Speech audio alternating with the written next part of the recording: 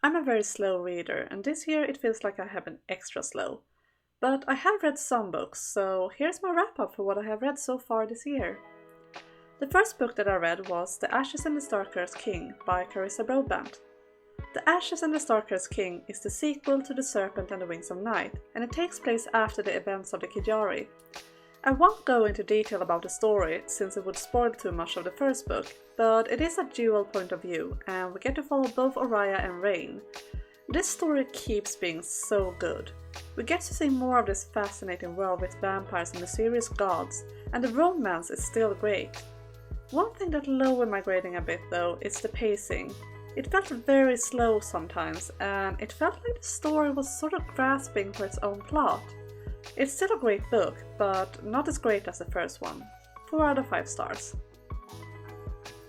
The second book that I read was How the King of Elfheim Learned to Hate Stories by Holly Black. This book surprised me with how good it was. It's a rather short book, and it works as both a sequel to the Folk of the Air trilogy and as a short story collection. Cardan is the star of the show, and we get to learn a lot about his childhood, his relationships, and his love for Jude. We also get to see some badassery from our favorite twin, which is very nice.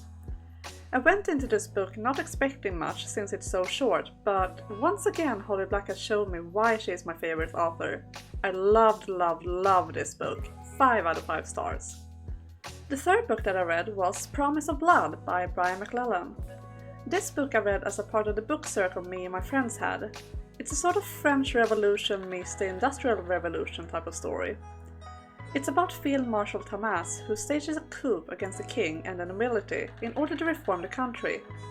We also get to follow his son Taniel, who is among the best powder mages there is, and who has a complicated relationship with his father.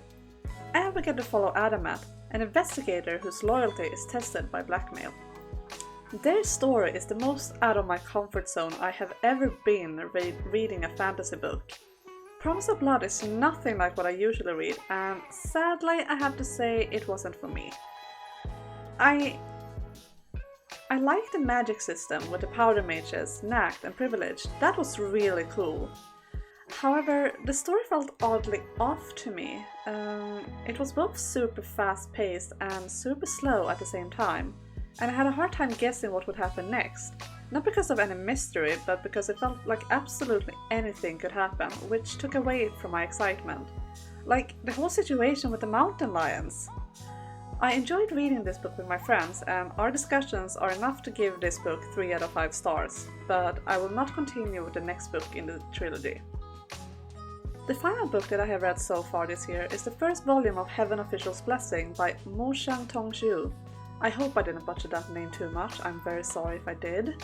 It's about Xie Lian, crown prince of a prosperous kingdom who have ascended to godhood and fallen back down more than once, and now, 800 years after his mortal life, for the third time he has ascended to godhood, angering most of the other gods in the process.